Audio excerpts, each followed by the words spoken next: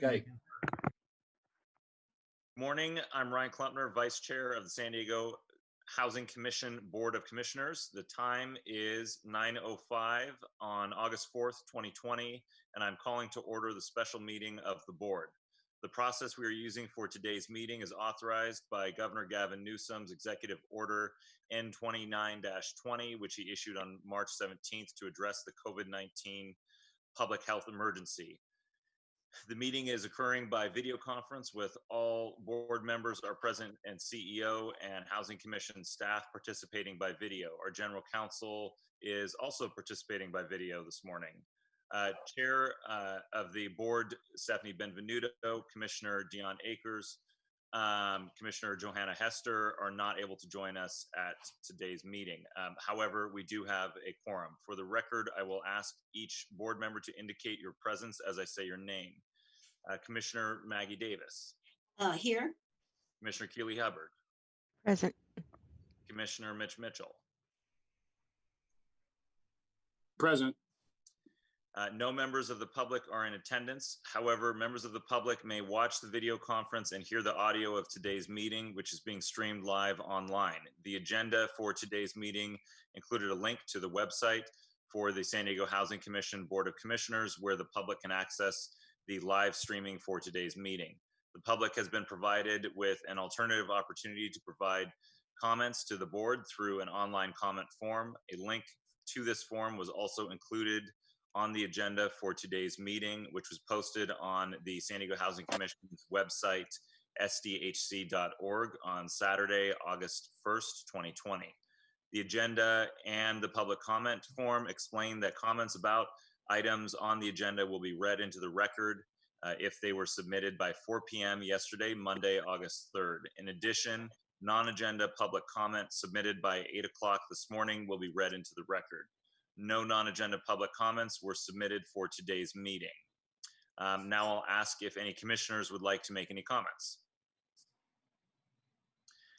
No comments. The next item on our agenda is the report from the President and CEO. No report this morning, Mr. Chair. Great. We will move on to item 100. The item on our agenda for this morning is item 100, authorization to apply for State of California Department of Housing and Community Development Home Key Program grant funds. No public comments were submitted on item 100. I'll turn it over to President and CEO Rick Gentry to introduce this item. Thank you, Mr. Chair. I will do a brief introduction, then I will ask Council Christensen to talk about what we're asking you all to approve this morning. As you all know, we've been working with city administration now for over 4 months on identifying and securing homeless resources in the form of some hotels out there.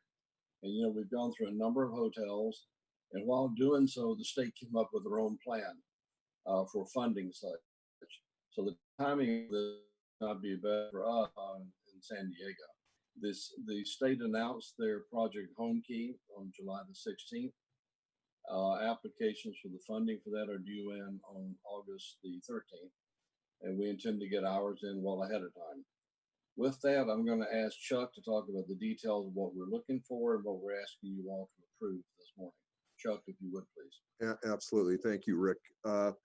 We are asking the commission to authorize the Housing Commission staff to submit applications, 2 or more, to the to HCD before the cutoff in an effort to try to obtain funding.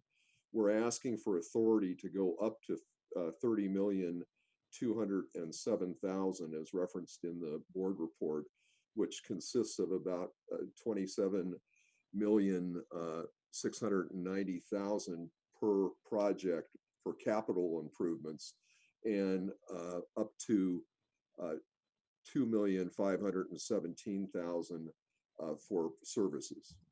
We had a very good discussion with HCD last Thursday, where we vetted with them what the commission was doing, and our past history and going through about 20 properties and now coming up with several that we believe were appropriate to submit. We asked specific questions, and one of the questions we asked was, would it be better to submit multiple applications for separate properties or put them all together? They suggested that because if one property is denied under that APN number, that would deny both projects if you did one application. So we're doing multiple applications with separate APNs just to make sure that we don't get everything thrown out in case one doesn't get an award. Our hope is to have, we've been working very hard to get ready to submit this by Thursday of this week, which will be a week early, and they date stamp the projects as they're submitted and are considered in the order in which they're submitted. So it's important to get in as early as possible.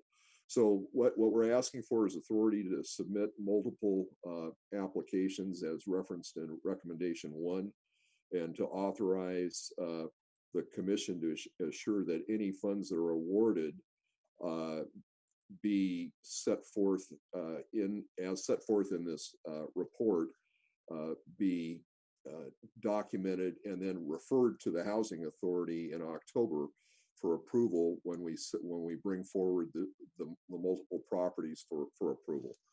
We are also asking that the commission be authorized to enter into a standard agreement with HCD, which would allow it to obtain the grant funds. And that's a standard process for HCD. The fourth matter that we're asking for approval for is to give the president and CEO the authority to sign the applications and any home key documents that are required by the state. And finally, we're asking under item 5 to allow the president and CEO to take any steps that are necessary and or appropriate to implement these approvals. I'm here and happy to answer any questions concerning the report, but it's fairly straightforward. Attached to your report is a resolution that, if approved, I will sign and will be submitted to HCD next Thursday, hopefully. If worst comes to worst, we have until the following Thursday to do a submittal. And because the package is voluminous, we want to make sure it's appropriate. So in the event we get to the end and we're not quite perfect, we could go into Friday, or in the alternative, even up through the following Thursday. We don't anticipate that, but it's possible. In any event, I'm available to answer questions. I know Rick is as well. And we have Mike Pavko on watching or listening, as well as Perry Zaker, and of course Jeff Davis is on as well. That concludes the report, and again, ready to answer questions if you have any. Great, thank you. I will just say that I appreciate staff's quick work on this and responding to these funds in a timely manner. Commissioners, do you have any questions? No questions. Sorry. Go ahead. Go ahead. I was just saying no questions. Sorry. Go ahead. Chairman Klumpner, obviously I've been impressed with how staff has handled the situation, and I appreciate the speed that they've worked at, the pace they've worked at to bring these two properties to us to get today. And I think my only question was in the document. You guys mentioned you have to spend the program dollars by 2022. That's what you're asking for, and so I think maybe I've been confused a little bit over the last few conversations on this, because it's 2.5 million for operating subsidy, and is that so? Am I reading it right, Chuck? Can you give us a little more detail about the operating subsidy on that 2.5? Because what threw me off was spent by June 30, 2022. Right. So there are two deadlines. One is for the operating subsidy, and that's a 2-year. That's a 2-year deal. So we can capitalize that. We'll get the full amount of money this year, but don't have to expend that. The Oh, other okay. the other money for acquisition must be expended by December 31st of This year. Of this year. Yes. Yep. Okay, I'm fine. Okay, no further. I just want to clarify that. Okay. Also, Mr. Chairman, if I could, a couple of words about process here. Excuse me. We're going to get the application in well before August 13th, and the application is not to close the deal with any of the hotels we're talking with right now. Is to apply for the money from the state. Assuming we get approved and we're optimistic, then we will bring action back to you all on the September board meeting, which is now September the 18th, which will be well timed. And assuming that that goes well, then it will go to the Housing Authority on October the 13th. And so we've got a little time now for this thing to be finalized. I'll point out in terms of public communication, it will be public record that we're applying for the money and for hotels, but not for specific hotels. So we're going to be careful here as the media approaches us to respond accordingly that we're in the process, but we don't have the deals closed quite yet. And there's a practical reason for that. This thing has been coming and going, as you all well know, for about 4 to 5 months now. We've looked at a lot of properties. We've moved at warp speed. This is a process that usually takes up to a year to get a piece of property done. You saw that with the Hillcrest apartments that you all approved at the July board meeting. So we're moving quickly, and there may be hotels that come and go as we're in this process now. We're looking to do at least 2, and we'll do whatever the market brings to us.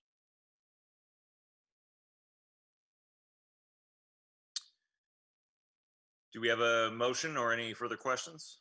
I move to approve the motion. Second that motion.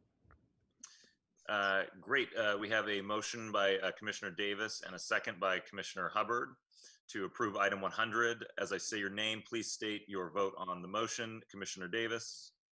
I approve. Commissioner Hubbard. Aye. Commissioner Mitchell. Aye.